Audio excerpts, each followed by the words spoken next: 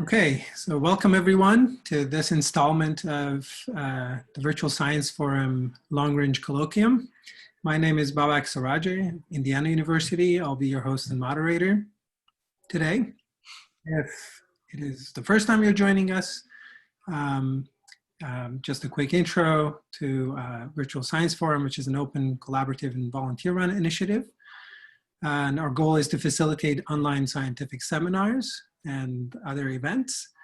If you would like to help us, you can join our effort. All of our content and meetings are open. You can visit our webpage, and I will put links in the chat. Our recordings are available on YouTube.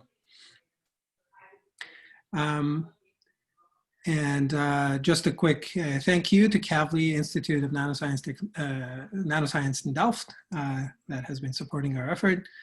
A quick note on the question and answer: you can raise your hand, the Zoom hand, and one of the moderators will alert the speaker so you can ask your question during the seminar, as well as, of course, at the end.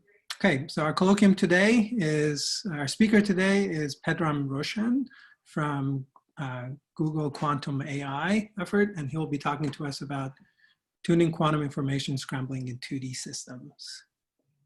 Go ahead. Thank you, Babak. Thanks for inviting me, and thanks for the opportunity. I'm happy to be giving this talk virtually. As Babak said, I'm part of the Google AI quantum team. This is a group of people, about 80 people, who mainly located in Southern California, but we have offices and collaborators and team members from Seattle to Munich, Germany.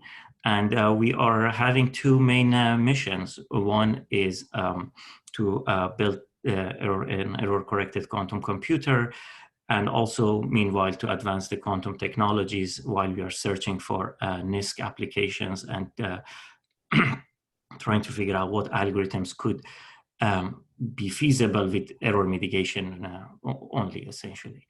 As you might know, this, how do I get the paper? People, maybe I minimize, or how do? Oh, okay. Is it not advancing? No, it's advancing. I just want to see how can I, well, these people are on this slide, so I don't know how to have them both, but okay, maybe I just live with it. But I guess you would see slides uninterrupted, right, without people on it? Yes, that's right. Okay. Our team last summer published a work which referred to as quantum supremacy experiments. And the first part of this talk, I like to talk about this work and highlight a couple of physics principles or the thinking that has gone behind the work. And also, I encourage you to download and look at the data. The work is, of course, publicly accessible. The data of the work is also publicly accessible, and you can examine the claims yourself. Last February, before the pandemic hit our planet, we lost one of our colleagues, Amit Weinsencher, who was a key player in our team to achieve quantum supremacy. Suddenly died. And I'd like to dedicate this talk to our loving memory of him. Just to assure you that this is an experimental talk, I don't get too much into the detail of the hardware, but I just want to show you a glimpse of the hardware that was used, or a hardware similar to what was used during our quantum supremacy. So basically what we have in our lab are superconducting qubits. They are nonlinear LC resonators, which we have schemes, various schemes, inductive coupling or capacitive coupling schemes to couple the qubits with each other. And usually we can arrange them in 1D array or 2D arrays. And what you see here is a piece of a sheet of aluminum on a piece of inert substrate, let's say silicon or sapphire, which we can, with lithography techniques, we can define capacitors and inductors.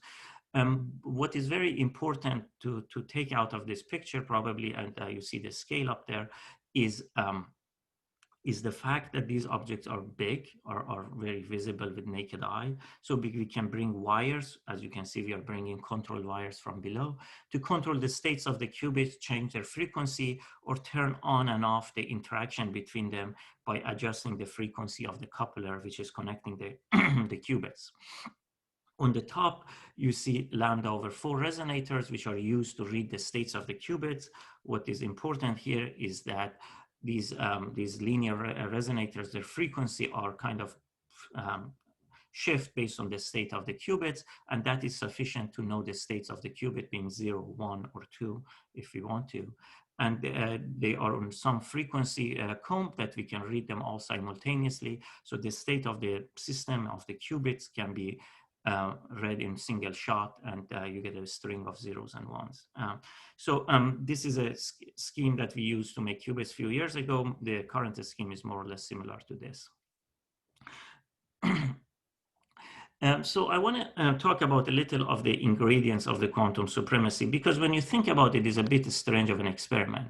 We want to show, is philosophically maybe is a bit perplexing in a sense that we want to show if we can prove that we are incapable of doing something.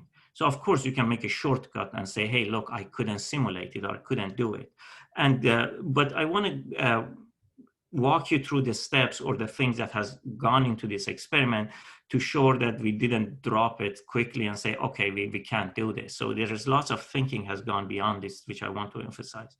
In particular, I want to say the experiment that we have defined, quantum supremacy, have these key elements and is not an arbitrary chosen. It has very fine features in a sense that is a well-defined computational task and is done on a processor which is programmable.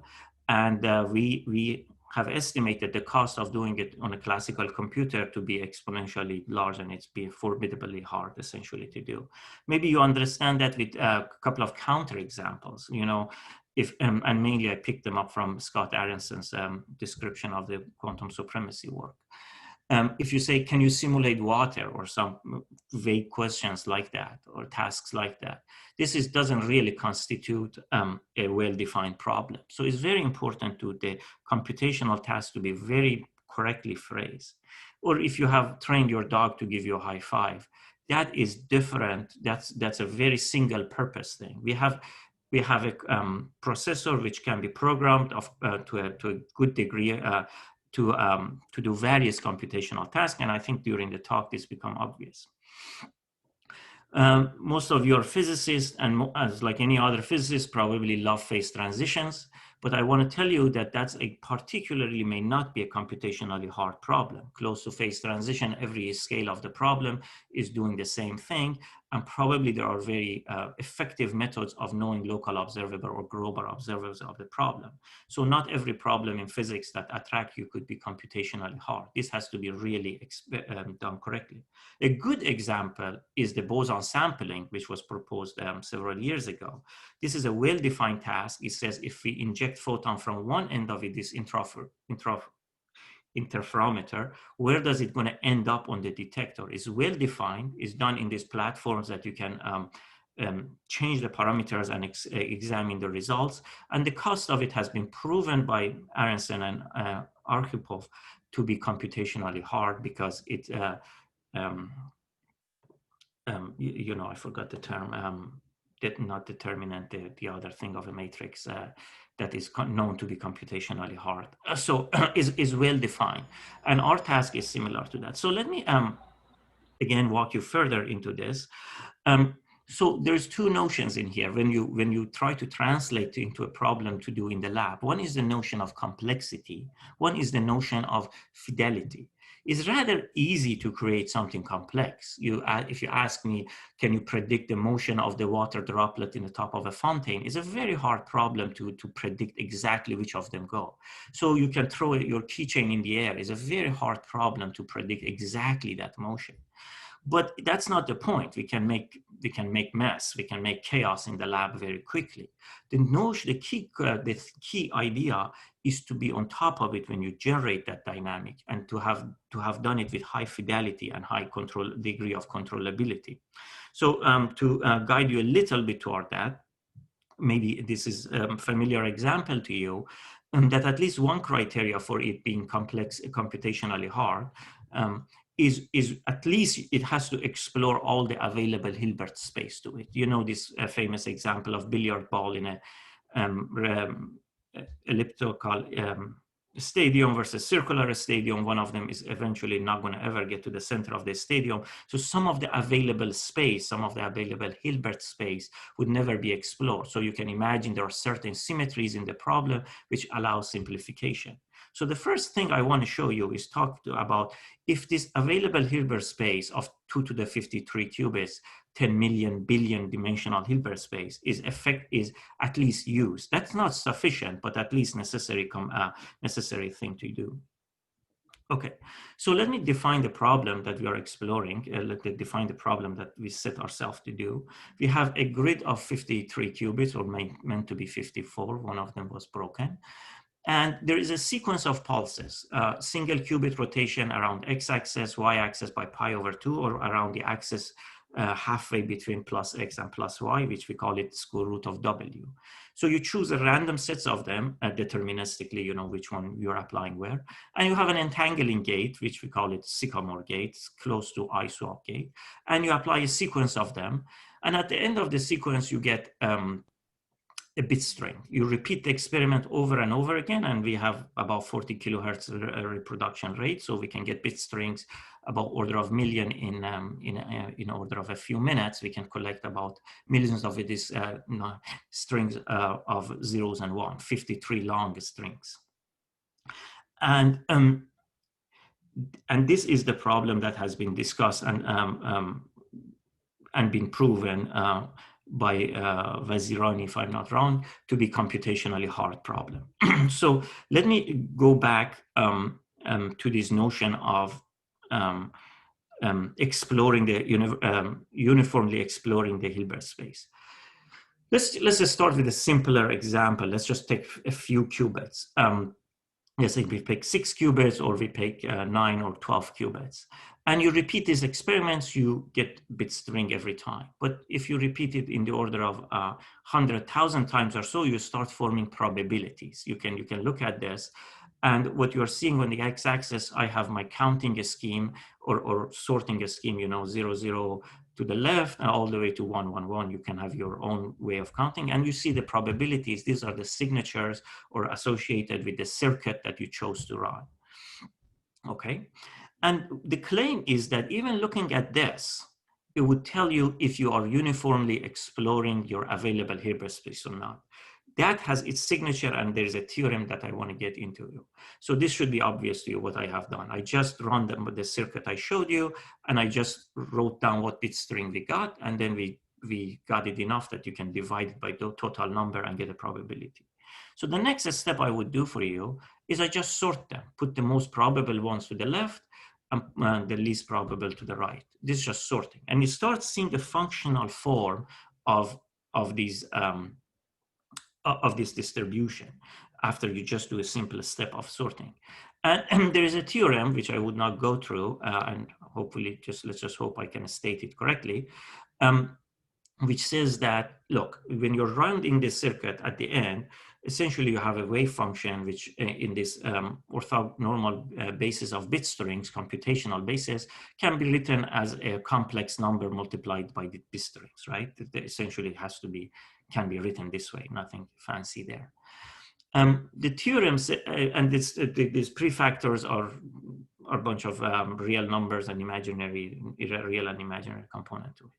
The theorem says that if you're uniformly exploring the Hilbert space, then these components are forming a Gaussian distribution.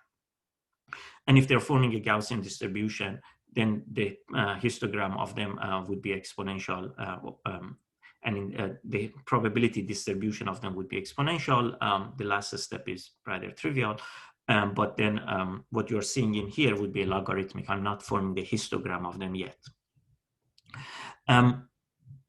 Unfortunately, the theorem doesn't go two ways. There are other ways to get this exponential. So it doesn't fully rule out the fact that this could have come from some other clever tricks, but at least it's reassuring that it's a necessary condition, is not sufficient. It goes one way. But it's reassuring that our distribution is getting there. So let me be more qualitative, that's showing that this histogram of these is reaching Porter-Thomas, or the exponential distribution I just mentioned. Here I show you the distance between the histogram I measured in the lab versus the exponential, the Porter-Thomas distribution. I'm using some metric called KL divergence. Probably you guys know better than me, which is just get this von Neumann entropy and just subtract from what you have put the probabilities of what you have versus what it should have been for this exponential distribution. I choose the gate sequence, the entangling gate. One we call it maybe slower gate, which is a square root of ISWAP, is a pi over 4 rotation. And the other case is square root ISWAP close to the Sycamore gate, which used in the supremacy experiment. Initially, you see, I'm showing you for small subsets of qubits because I have to get probabilities, so I can't go that large. And initially, you see that suddenly these two distributions get close to each other as the coherences start to take over the system, and the system is all getting driven toward the very boring distribution of the coherent state. It deviates away, start to deviate away. Okay, I am happy to answer the question.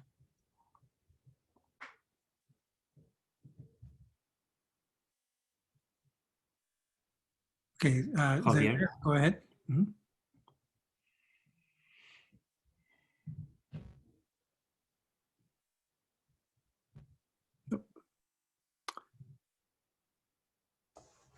Okay, you're muted. Please go ahead. Yeah, sorry. What is the left and the right plot? Is it left simulations and right is the experiment? No, the choice of gate is different. Right, okay. It was clear. Thank you. The choice of entangling gate is different. One is a slower, you see it takes a little more cycles, but when you have a fast entangling gate, like I saw up to the right, as soon as it gets right, really essentially get close to Porter-Thomas distribution, and then the coherence takes over and get away. So that's the point I'm trying to make. Thank you. So, okay, so it's really getting close to Porter-Thomas, really genuinely. But as I said, this is not sufficient. The other notion I discussed was the notion of fidelity. So far, I show you that we have good enough evidence that we are uniformly exploring this Hilbert space. But the next question is, can we do it with high fidelity, or we're just creating a chaotic state, which is, or ergodic state, which is over there. So, and that's the key, the next concept I want to take. So we're going to change the number of qubits or the depth of the circuit we go to, and define how well we are doing the operation. So to know how well we are getting the bit strings, we have to appeal to a classical computer. We get our bit strings and compare what we have measured with what we should have got measured, the probabilities computed and two different ways, measured in the lab versus what is expected as a classical computer is telling us. So essentially, again, comes back to this von Neumann entropy of comparing two probabilities at various bit strings. But there's a little more to it, meaning that you have to normalize it. You have to kind of take into the account that at the end of the day, you might get just to 1 over dimension of the Hilbert space, and there's some normalization into it. That's great when you have probabilities, but as you all read the manuscript, and you know that's not the first equation in the paper. The first equation in the paper, which is essentially the equation I have up there in a different limit, is taken in the limit where we have a million bit strings, a few million bit strings, and we have this 10 million billion dimensional Hilbert space. There's absolute no way I have something, the probability of measured. I see a bit string, it's necessarily not correct, not wrong. I have to ask what was the probability of that bit string. Xi is the bit string observed. P is a classical computing telling you the probability of seeing that. And inserting an assumption with large system and assuming this Porter-Thomas distribution and whatnot, these two equations you see are converging and becoming the same thing as we discussed in the supplementary of the work. So this is how this fidelity is computed in here. It has this underlying assumption in it. But also I want to, before showing you, we have to make certain simplification that hopefully experimentally inconsequential, but computationally are very key. This state being computationally hard, I want to emphasize, is extremely fragile. If you change the order that you're applying the entangling gate, if you apply A, B, C, D, C, D, A, B, is extremely computationally hard as far as we know up to now. But if you just change the order, you just apply this sequence of gate, E, F, G, H, E, F, G, H, this is not computationally hard. Someone clever can tell you how to compute that effectively, okay? So this is very sensitive. So in a sense that we have been worried that someone could prove even A, B, C, D, C, D, A, B that we claim is hard may not be hard. So for a while, you can imagine we had the nightmare of waking up one day and someone writing a claim that that was not indeed hard. Well, we are more confident now, but it hasn't been ruled out. So this is always can be the case. I can't rule this out. So let's simplify the computation to gain some confidence on the notion of fidelity, how well we are doing it. If we just apply these gates, but we don't apply the gates at the center, entangling gate at the center, essentially we have two systems which are physically next to each other, but they don't connect to each other. And that becomes computationally not that hard. And we can quickly compute the fidelity of them. We can use our classical computer to use the fidelity of them. And this is what you see we are gaining and what we are seeing in the fidelity of these gates. So we can just change the number of gates or number of qubits or number of cycles, and we can see how well we're doing it. In fact, if we apply the entangling gates, but apply them maybe from the sequence 5 onward, from the cycle 5 onward, and on the very first few steps, we don't connect the left and right. That's called the elided circuits. You just, in the beginning, you have two systems, and after 5 or 6 cycles, you start to apply the entangling gate across the boundary. Still, that is computationally not that hard. But still, we can manage it to compute that with some supercomputer or some strong classical computer. And you see the fidelity is reassuring, meaning that few gates that added did not make things much better or much worse, as we were expecting. However, it's when we don't do any of these tricks and we just apply the full circuits, it becomes computationally hard. Again, on the left, where the order of the gates cleverly chosen to be computationally feasible, we can do that on the classical computer.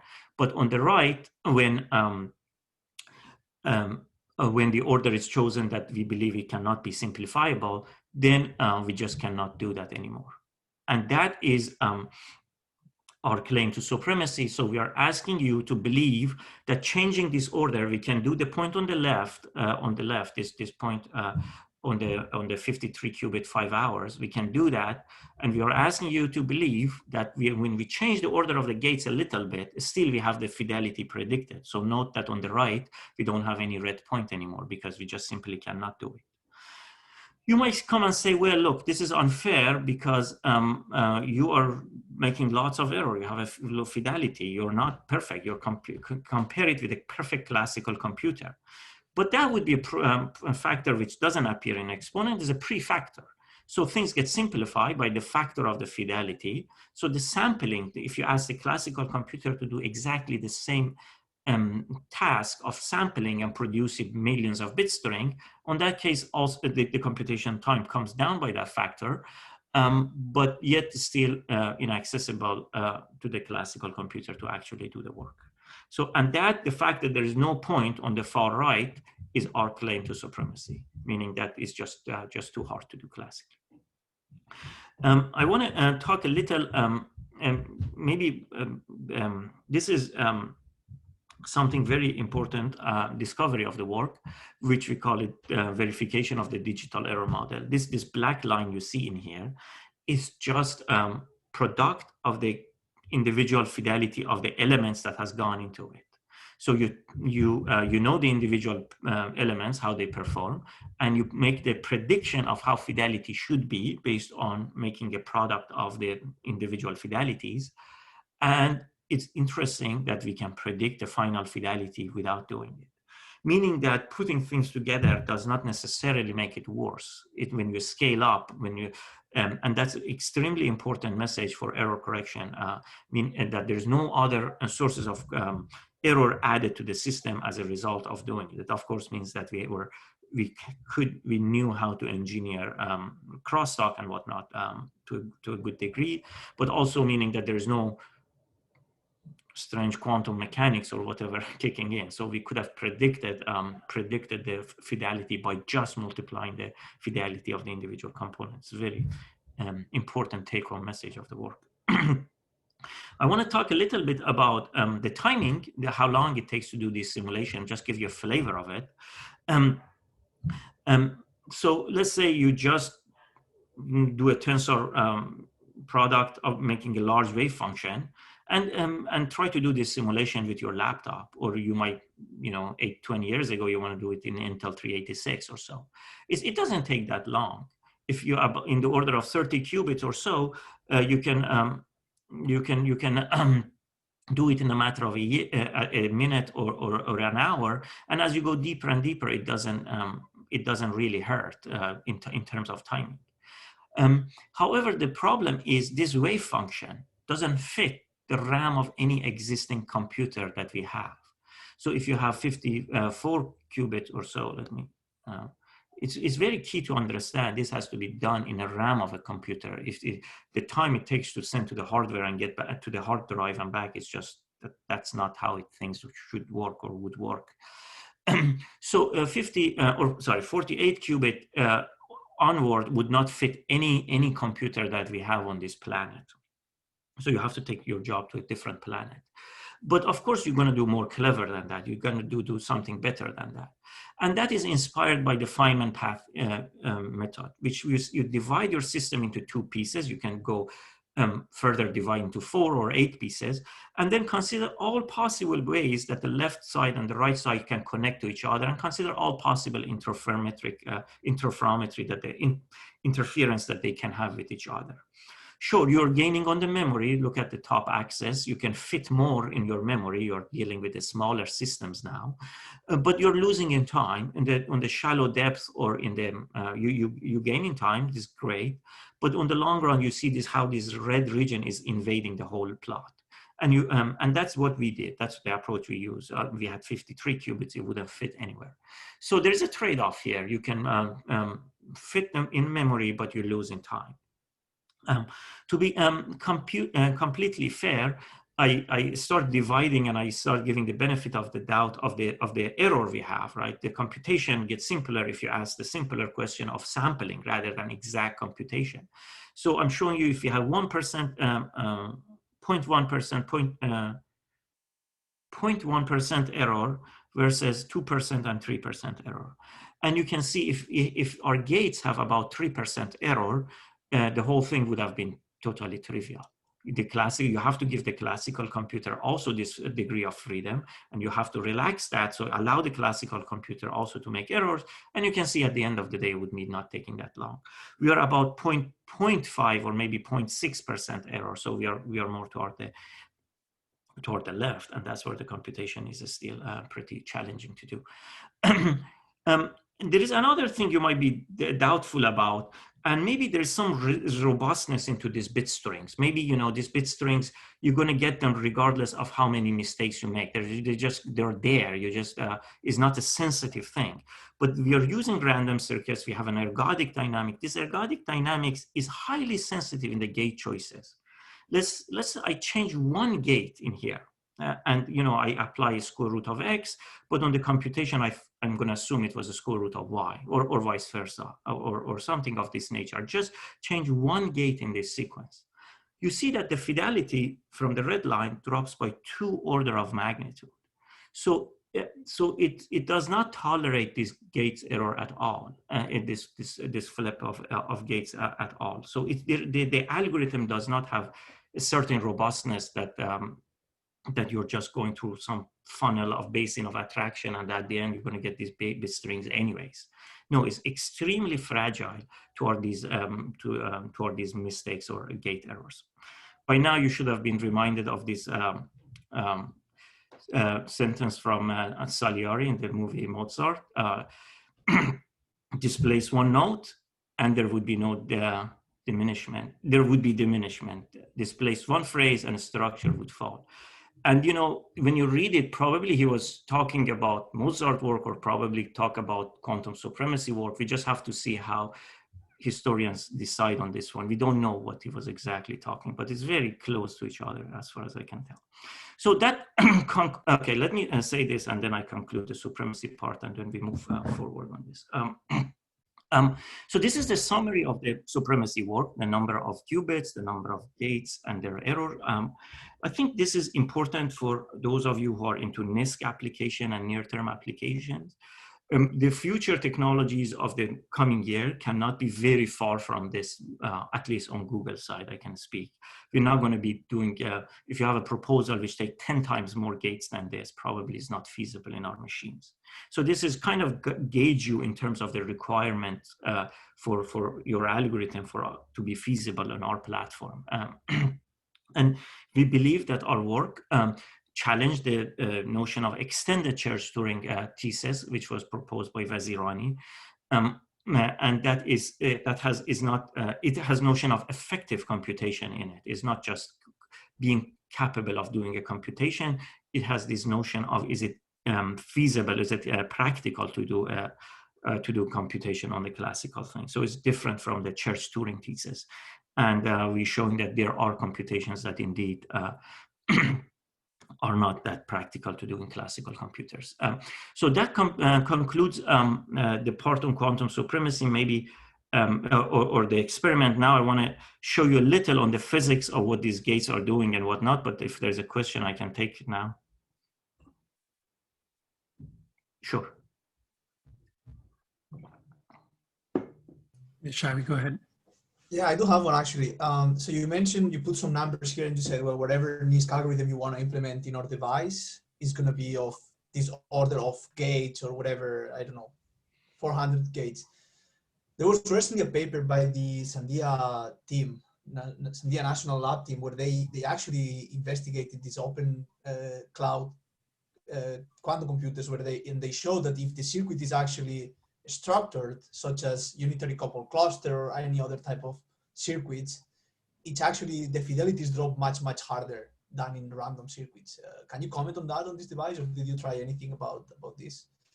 Yeah, I think, I don't know about that work, but these are rough guides. You can get clever with the choice of algorithm, and you can, there are a couple of things goes into it. One is that you, roughly speaking, if you have algorithms that deal with less number of photons or less number, the interaction effects are weaker, you can go further in depth. Another is what you ask at the end of the at the end of the algorithm. If you look for a local observable, is a different question. We just get the full bit strings, and so the fidelity in this is defined, or there's a fidelity of the gate, I can tell you, and I don't think is easy to change this 2-qubit gate fidelity easily. But the algorithm fidelity is something which we define. Someone could have a different purpose in mind, and it could go further or less. Okay, yeah. I think you're right. It's difficult to compare between you know, the algorithm fidelity or whatever you want to output of your quantum computer, or like. I'm trying to highlight the feasibility of what is physically possible on the current devices now. But you might ask a clever question that we can do with higher fidelity.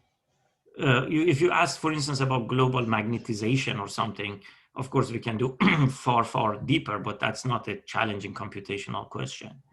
So it's a very delicate balance between all this. Yeah, right. No, I was just wondering if you tried order circuits with free parameters and see what, like, well, having in mind VQE is tough. Yeah, the Hartree-Fock work, which I would not be talking about, is more tough.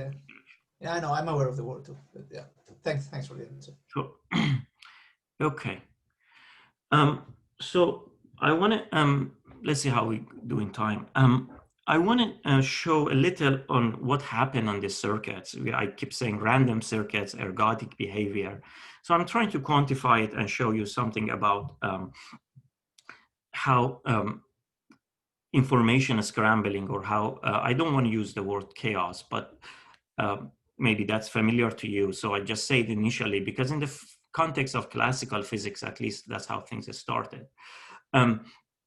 Edward Lorenz, one of the pioneers of chaos, when he was not, when this field was not well established, in terms of, in order to communicate this physics, the hypersensitivity to initial states, he titled one of his works as "Does the flap of butterfly can cause a tornado in Texas?"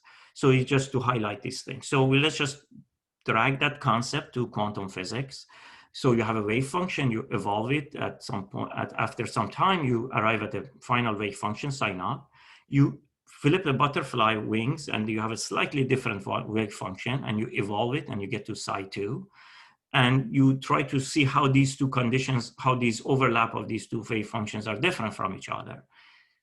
They're not. The unitary evolution is overlap preserving. So this very simple concept from classical physics, classical chaos, is not going to carry over. So we have to get more clever, but we're still going to stick with our problem with this still notion of trying to understand how disturbance propagates. So we're going to go to the Heisenberg picture, and we're going to have an operator and then a measurement operator somewhere else on our chip.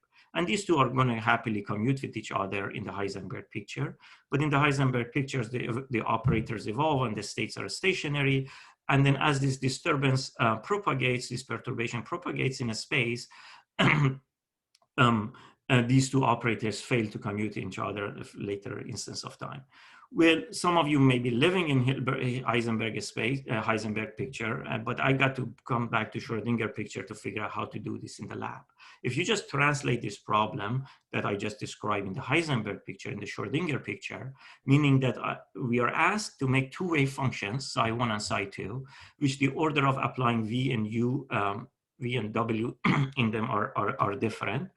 And you say, what is the overlap of these two wave functions? So when you bring it back to Schrödinger picture, it became more complicated, but I assure you this is the simplest thing to ask in the quantum realm because of various reasons, one of them being something called concentration of measure or observables being in the order of 1 over dimension of the Hilbert space. So take my word, I cannot give good intuition for it, but that's the simplest thing we need to construct.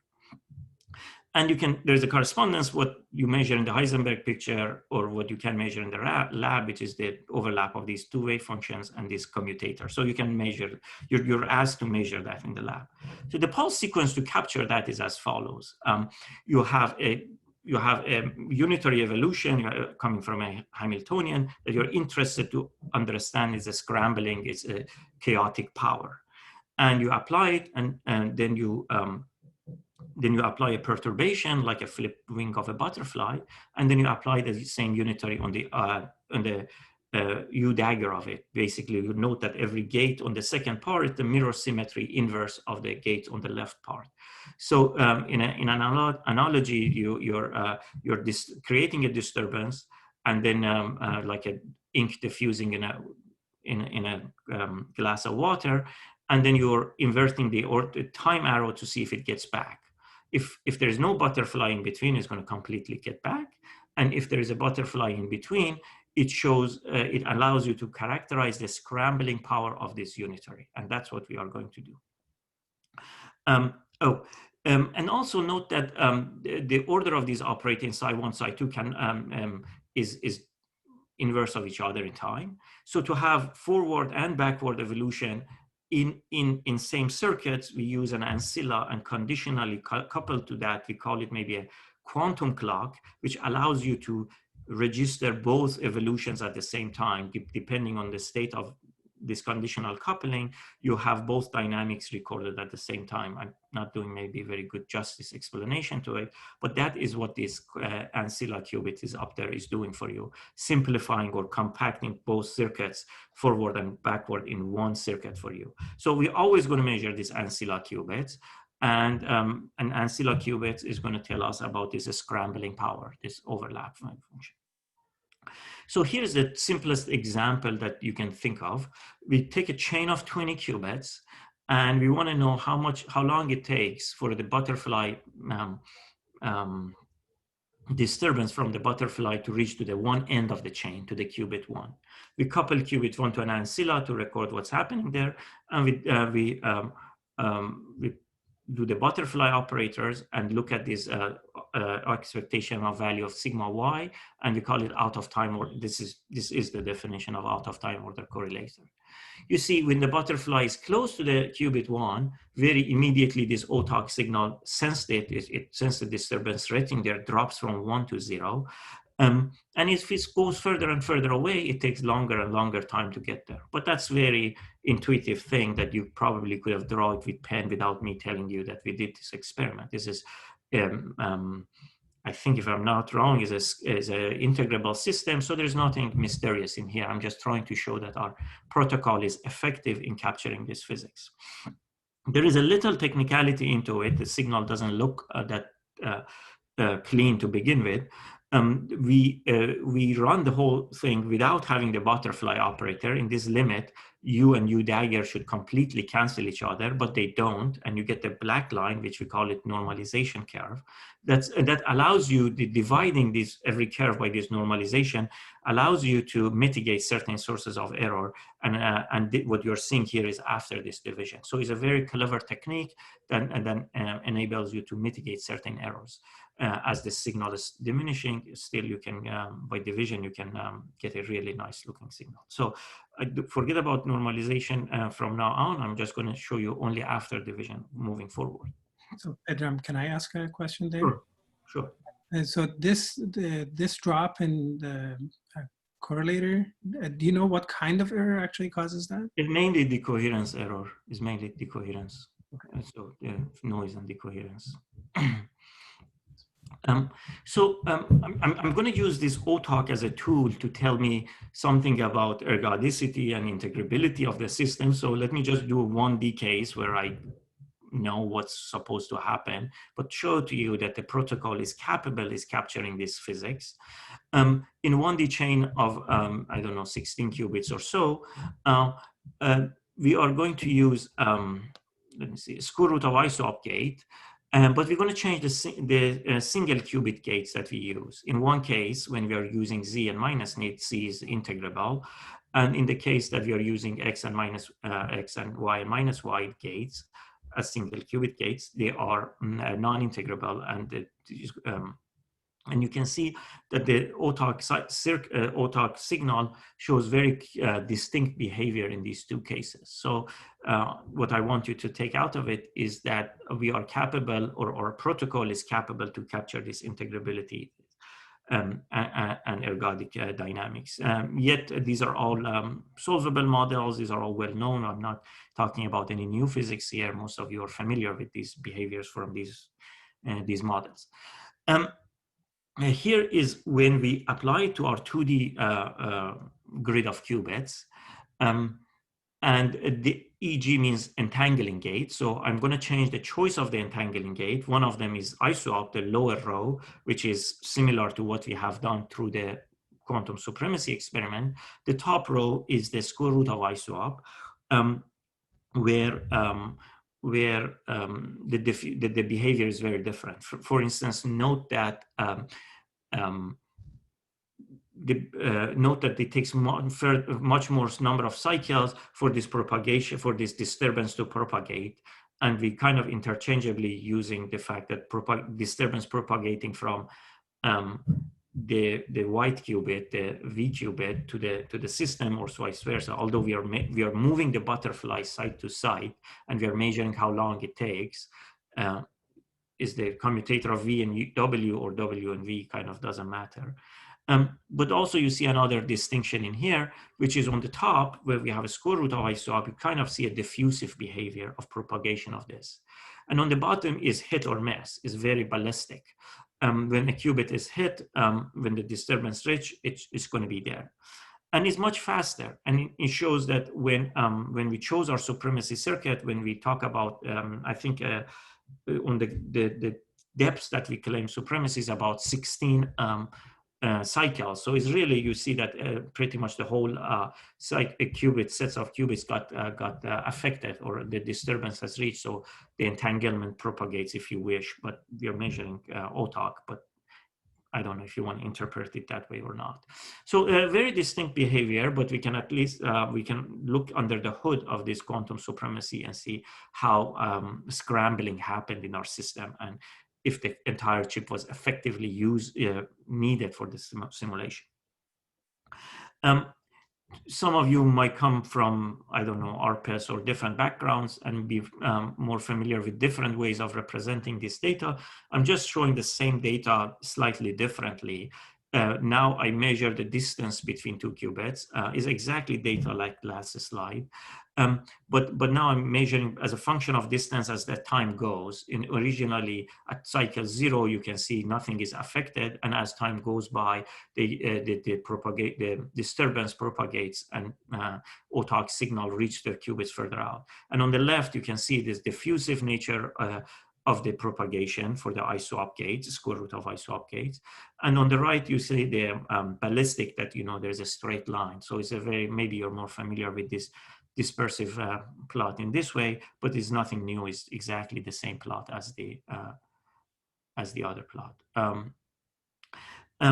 So this is interesting, but the ergodic signatures, or reaching equilibrium, or being in an integrable system, reveal itself in more other subtle ways. All I have been showing so far to you was average OTOC behavior. I chose the given circuit, but then sets of gates, but I chose their choices and the order that single qubit gates were applied. So there was an average signal, in a sense that it was average over circuits. But and here you can see that on the right, that the average behavior of OTOC could be the same. Those are the thick lines. But on the background of it, you see the individual circuits. So what we are doing here, originally, we are just choosing X and Y, the whatever bluish color, X and Y axis. So the is integrable, is X, Y, and ISWAP. This is in 2D, is integrable, and is a Clifford set of gates. So you see there's a large fluctuations that it doesn't die out. But as you start to break this, put the Clifford sets of gates, start introducing non-Clifford sets of gates, start introducing these rotations around other axes, you can see that this fluctuation, which you are seeing in the background, is going away. And that's what we are studying these days, studying these fluctuations. And you can see very fine-tuned, we can move between two cases, and we go between two models where it's integrable and one is, well, ergodic or yeah, non-integrable models very, very smoothly if we change this order of these gates. Okay. Okay, I don't have much time. Let me see. Okay. Okay, so maybe you should take some words from me on the intro part of this, and then I'm more excited to show the conclusion part of it. Okay, this was about quantum supremacy. It took me 50 minutes. And I want to talk about what else can we do with this chip? How can this help condensed matter physicists which have their own problems of interest? This is a work that is done in collaboration with this group of people, as you can see. And is going to the physics of many-body localization. You know, we ask, what's the difference between Anderson localization and many-body localization? I'm sorry, I got to jump a couple of slides so I can, well, okay, maybe I slow down a little bit. And we know this the whole statistical mechanic rests on this assumption, a fundamental assumption, that all microstates are accessible. But to justify that assumption, we made a hypothesis, which we says ergodic systems satisfy the requirement, so you can feeling free to use this fundamental assumption. And since 1960s, we know that non-interacting particles, Anderson case, is just going to fail. They're going to fail to equilibrium, and they're going to stay away from equilibrium as soon as you start introducing disorder into these systems.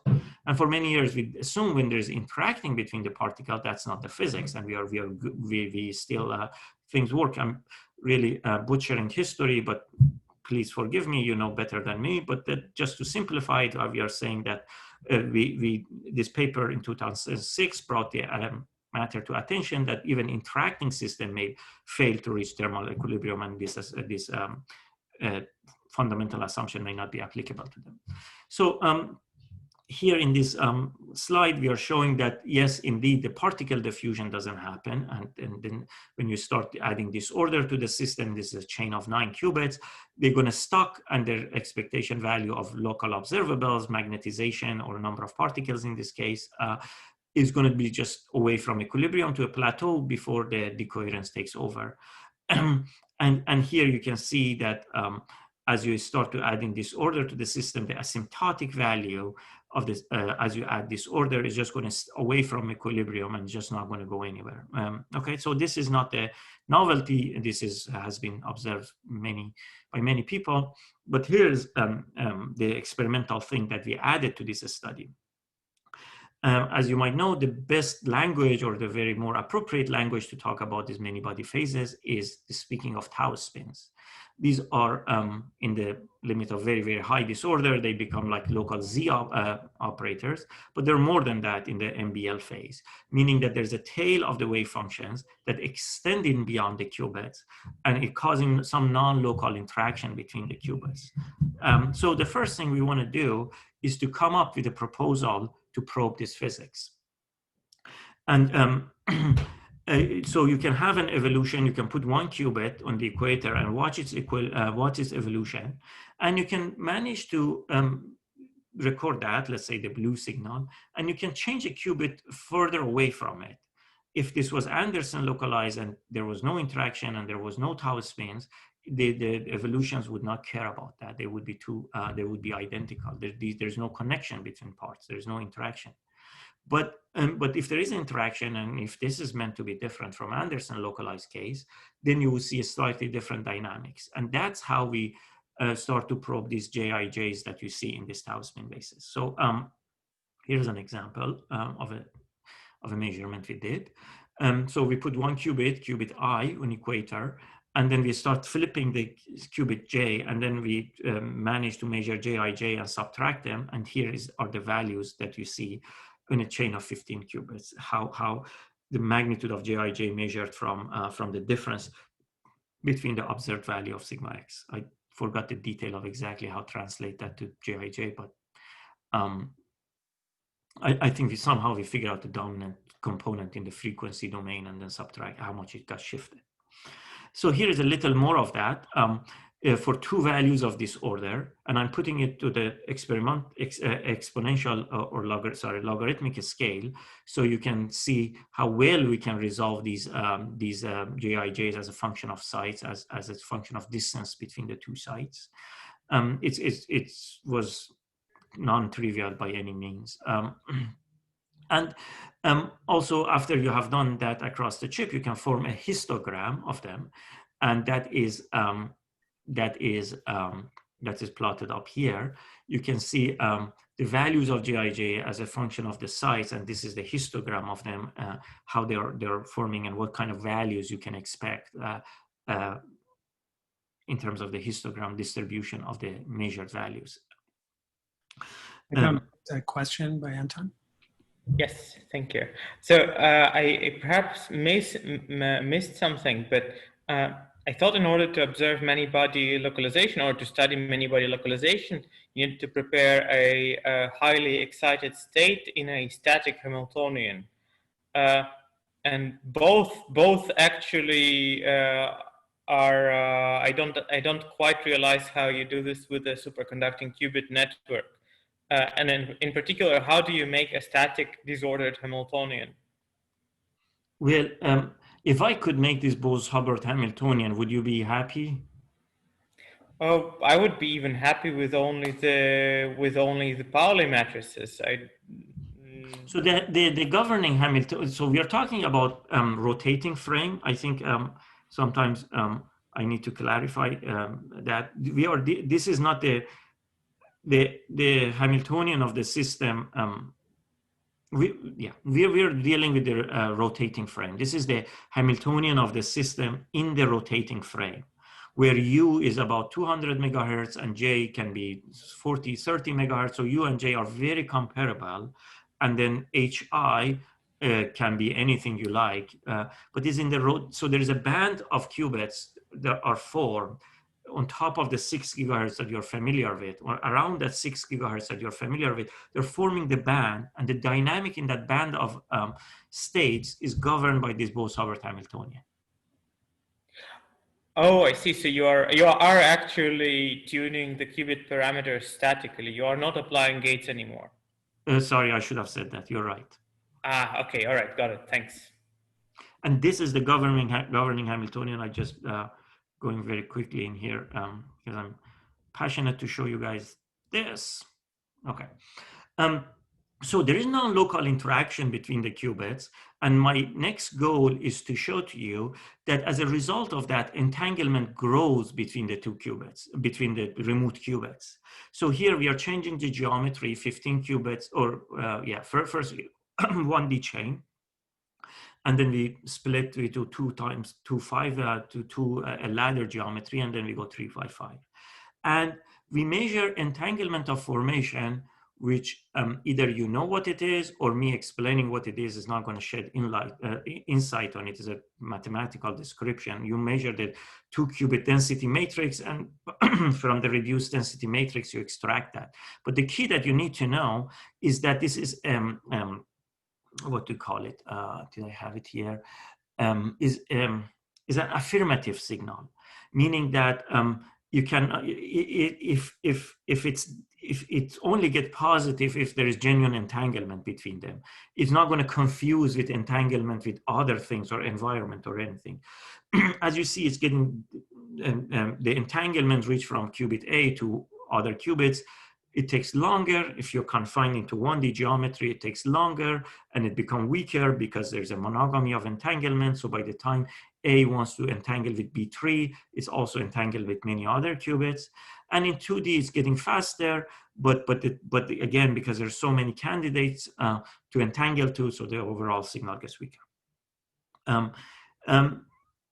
And then there is other flip side of the thing that you can study is like, if I have a Bell state and this many-body localized phase is meant to preserve it, how long it's preserved. So in this case, you measure logarithmic negativity or coherent information.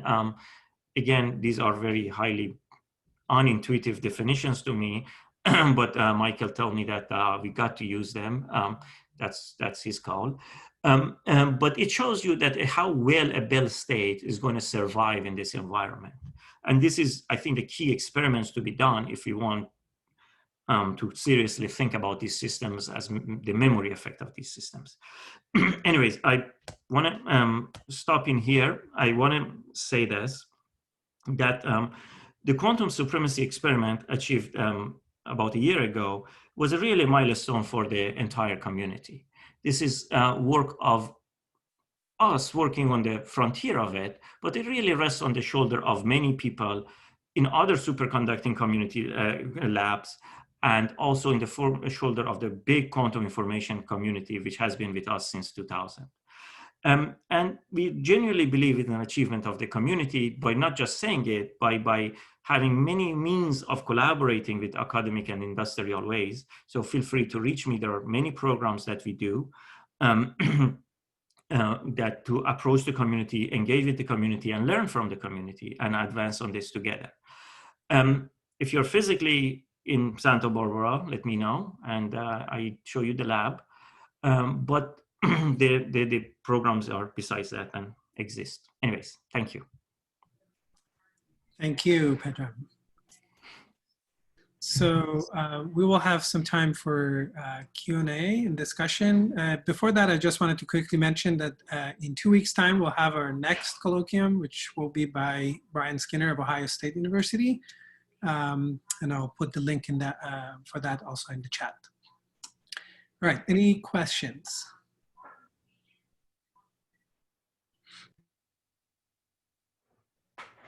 Yes, Christian, please go ahead.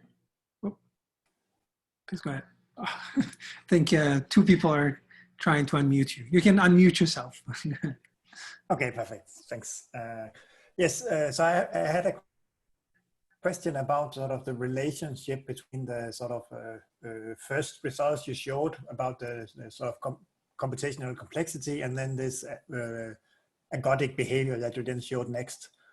How much of sort of understanding the sort of ergodic behavior and the difference between square root I swap and I swap did you sort of have before you decided on what is a hard task and what is an easy task, and how much it sort of in retrospect makes you sort of it was a good choice that you had this sort of almost I swap gate in the to be quite fair, what I'm showing here is the average behavior. And average behavior is not computationally hard. The hard problems computationally, where the frontiers of our understanding in physics is not this one. I think many people could just plot this in their head. They didn't need me to tell them anything. The difficulty is on these fluctuations and understanding these fluctuations. If the new physics, I'm not talking much about it here, is understanding these fluctuations and the behavior of the individual circuits. That is where things get computationally hard, and how this equilibrium, how you break integrability, how the system reaches equilibrium, how the OTOC vanishes and whatnot. Those are very hard questions. These average behavior, we know what we want to get. Okay, thanks. Okay, any other questions? Maybe I can ask you if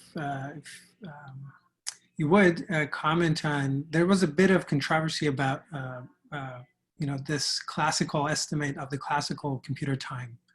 Mm-hmm. I think there were some other estimates afterwards by IBM that said it was shorter. Do you want to say something about that? We said it first. In the paper, if you read it, we say we expect the lower simulation cost will eventually be possible. So it's not surprising that that this happened. In fact, I think if you look at the plots, look at the star in here. Yeah, it takes exactly 2.5 days. It's right there, but you just don't have memory for it. So so there are a couple of issues here. One is that yeah, the computational time is not that much. Another, but has to be done in RAM. So the discussion should be how you're going to do it when there's no RAM. If there's RAM, then there's not. It cannot be done in a hard drive. It just implementing this computation with hard drive is rather impossible. And then yeah, it's not surprising that these things come up and our computational estimate could be wrong. But you can imagine if we add 1 qubit, now you have to have supercomputers which are taking 2 buildings. And that is really the core of the argument. Sure, I think someone can reduce this time. But from 53 qubits to 56 qubits is not that long shot for us. I think that's really the key notion that we have. And the fact that there's an experiment, so I would be happy to be refuted by another experiment. It's just, but yeah. So if you had the 54 qubits that you started with, then what would be that estimate? So what would be, sorry? So your estimate here, like these plots, if we're looking at, I can't quite tell from the scale here. So you're at 53, and if it was 54, that would scale Yeah, Lucy is very exponentially rapidly diverging in here. Okay. Yep. So you come a little and yeah, you changed a lot. Yeah. Okay, thanks. Anton, go ahead. Yeah, so I have another question still about the many-body localization part. Now, there's another thing that I think is actually an important topic for systems studying many-body localization, and it is the energy conservation. Say, how do you know that you are staying in a pure state? That's right. That's good. Thank you. There are a couple of tricks to do. One is to use these affirmative signals. No, the system is getting entangled with the fridge and entire world as we speak. That's not healthy. Yes, we know that. So there are two tricks to use. One is that to really confine yourself to fast dynamics. Actually, let me show it to you. You're talking exactly about this. You see, on the long time, it's just all diving down, meaning that you're just losing photons and you're getting coupled with the environment, and that's exactly the problem. But you notice here in these plots in here, I'm confining myself to shorter times, and also looking for affirmative signals, meaning that it only can become positive when these two qubits that I highlighted are coupled to each other. But the notion of decoherence is a really killer. I agree with you. Well, coupled to each other more than they are coupled to other things. Yes, exactly. Yes, exactly. If I had to measure the purity of one of the qubits and say, is the purity of these two qubits add up to these, what I see in here, the answer is no. They are getting coupled with the other thing. And that's why these signals are very weak. If you notice, the vertical axis is pretty small. Yes, probably this qubit is already saturated, but we don't look at that. Is a big challenge to be. Okay. Another related question that I was wondering about. So because of the need to isolate the system, often AMO people are trying to push the many-body localization experiments. So how do transmons behave compared to cold atoms? That's a big, broad question. I would say one of the key things I was insisting to get to this plot is that look at various sort of measurements we can do and look at the various manipulation we can do. Of course, we try our best in terms of isolation and making it the unitary dynamic to be actually unitary. But of course, it's a challenge. And but the key success is to come up with interesting protocols to measure, to address halfway between and flip the famous spin-echo, Han spin-echo, what you guys call it, DEER protocols can be readily implemented in here. I think that's really the key advantage. I see. And yeah, also another question, this one as an outsider to the field, what is the current thinking on NISQ? Is there anything that people already know to expect from NISQ? Is there an actual application, and is it that is within the reach of NISQ processors? So this plot shows my understanding of where are these algorithms that exist lie. You know, I think in terms of to beat classical computer, of course, is always in our mind. I think there are certain questions in condensed matter or non-equilibrium dynamics in general, and spin diffusion and whatnot. These seems to be the closest to us to answer, although you have to, again, look very carefully on the specific problem and see if there is actually anything in there. And then there comes problems from chemistry land, which because of Jordan-Wigner transformation, you lose certain it has its own demand on connectivity, and there is a spin degree of freedom that now it costs you twice more qubits, and that's exactly, you're at twice these values. But if you ask me specifically what is the algorithm, I say I don't know. It's just too early to say anything. But all I was told that if I had better gate fidelity, then they would take me more seriously. So that's why we are focusing on. As you see, the points are further up on the error axis. So between the rock and the hard thing, you know, fault tolerant is far away to the right. It's very demanding error. Yeah. And also, but if I want to say something that would benefit all of us, is error mitigation. I think theorists come up with error mitigation strategies and tricks that would help us a lot.